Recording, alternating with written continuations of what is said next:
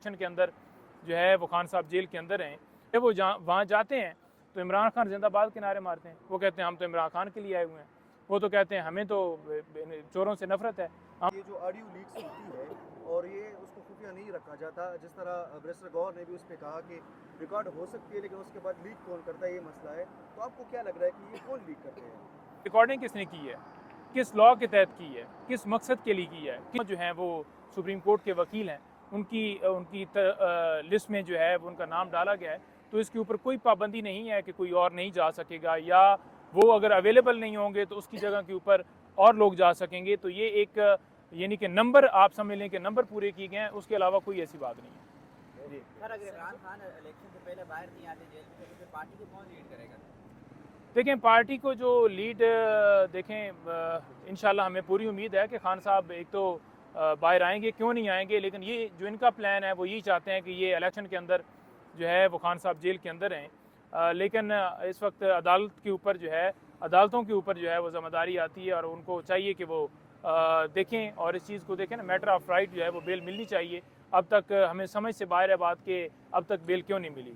दूसरे नंबर पर लीड करने के हवाले से खान साहब ने खुद ही अपनी जो है वो कमेटियां बना कर गए हुए हैं, और जो भी उनकी इंस्ट्रक्शंस होंगी, जो भी जिस तरीके से होंगी, वो फिर देखा जाएगा। जी सर जी, सुप्रीम कोर्ट में अभी केस जा रहा है, तो कितने % सर आपको उम्मीद है कि वहाँ से बेल हो जाएगी खान साहब? सुप्रीम कोर्ट में केस जा रहा है, इंशाल्लाह हमें पूरी उम्मीद है कि बेल होनी चाहिए, क्योंकि केस के अंदर है कुछ नहीं।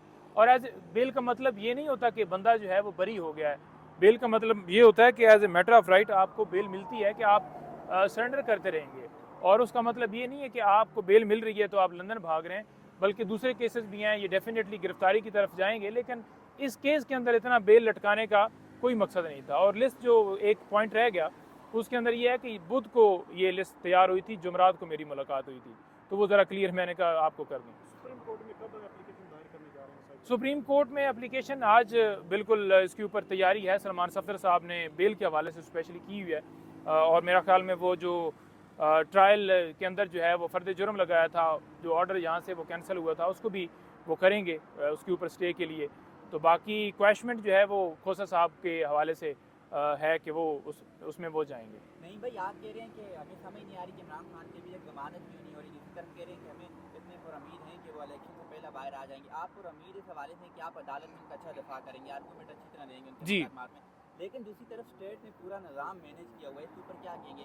देखें, अगर स्टेट ने निज़ाम मैनेज ना किया होता तो ऑब्वियसली अभी तक उनकी जमानत हो जानी चाहिए थी साइफर केस में। देखें, बात आपकी ठीक है, और इसी तरह से मैनेज करके ये सारी नैब भी आकर बयान देता है, इसी तरह से आके FIA भी केसेस उन्होंने बनाए हैं, और पुलिस भी आपने देखा कि इन्वेस्टिगेशन टीम कभी रावलपिंडी के हवाले से सुन रहे हैं, कभी लाहौर के हवाले से सुन रहे हैं। तो ये सिलसिला तो है, जारी है, इसको एडमिट भी करना चाहिए। लेकिन बात यह है कि चीफ जस्टिस ऑफ पाकिस्तान जो हैं काजी फ़ाइज़ ईसा साहब, वो बड़े उन्होंने मिलिट्री ट्रायल के हवाले से बड़ा जो है बोल्ड और ज़बरदस्त डिसीजन दिया है।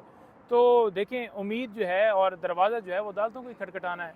तो हम जाएंगे और हम उम्मीद रखते हैं कि अगर मेरिट के ऊपर ये सुनते हैं केस, तो फिर किसी सूरत बेल रुक नहीं सकती। सर आज जो है ऑडियो लीक्स के हवाले से केस था, तो सर ये आपको क्या लग रहा है कि ये जो ऑडियो लीक्स होती है और ये उसको खुफिया नहीं रखा जाता, जिस तरह बैरिस्टर गौहर ने भी उस पर कहा कि रिकॉर्ड हो सकती है लेकिन उसके बाद लीक कौन करता है, ये मसला है। तो आपको क्या लग रहा है कि ये कौन लीक करते हैं? देखिए, बात यह है कि पहले तो देखना है ना कि रिकॉर्डिंग किसने की है, किस लॉ के तहत की है, किस मकसद के लिए की है, किसी से परमिशन लेके की है, कहाँ पर इस्तेमाल करने के लिए, क्या उसके ऊपर कानून है, फिर उसको जो है वो लीक करने के ऊपर क्या कानून है, किस लॉ के तहत वो भिजवाई जाती है मीडिया, कैसे वो चला रहे हैं, कैसे फिर इसके ऊपर किसी को ब्लैकमेल किया जा रहा है, कैसे इंसान के जो है वो किसी भी शख्स के बुनियादी हकूक़ को सलब किया जा रहा है। तो ये सारी चीज़ें कोर्ट के सामने रखी हैं। तो दूसरी तरफ से जवाब देंगे, वो सेटिस्फैक्ट्री जवाब होगा, तभी ये जो इसके ऊपर डायरेक्शंस हो सकेंगी कि क्या उनके पास ऐसी जस्टिफिकेशन है। असल में ये रिकॉर्डिंग करते हैं उसके बाद फिर उसको लीक भी करते हैं, ये मुल्क के अंदर के लोग या बाहर के लोग? देखें, बाहर से आकर तो कोई रिकॉर्डिंग नहीं करता ना। आपके प्राइम मिनिस्टर ऑफिस के अंदर PTA ने आके जवाब देना है कि वो किस तरह से आकर रिकॉर्ड की जाती है और कौन करता है रिकॉर्ड, और फिर आगे कैसे भिजवाई जाती हैं, कैसे उसको सीक्रेट किया जाता है। तो ये बेसिकली तो यहाँ से ही सारी चीज़ें हो रही हैं, ये पाकिस्तान के अंदर से, पाकिस्तान से बाहर से तो नहीं हो रही।